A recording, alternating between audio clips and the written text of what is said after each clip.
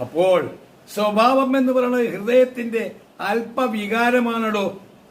എന്താണ് സ്വഭാവം? കയ്യിൽ നിന്നും സ്വഭാവം പ്രകടമാകുമോ? കാലിൽ നിന്നും സ്വഭാവം പ്രകടമാകുമോ? കണ്ണിൽ നിന്നും സ്വഭാവം പ്രകടമാകുമോ? ചെവിയിൽ നിന്നും സ്വഭാവം പ്രകടമാകുമോ?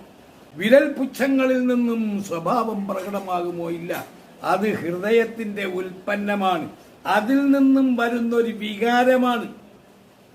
മനസ്സിലായോ? അതിൽ നിന്നും വരുന്ന വികാരമാണ്. ആ വികാരത്തിനെ മനുഷ്യ ശരീരത്തിന്റെ എല്ലാ ഭാഗങ്ങളിലേക്കും അതിനെ നിയന്ത്രിക്കുകയാണ്, അങ്ങോട്ട് തിരിച്ചു വിടുകയാണ്.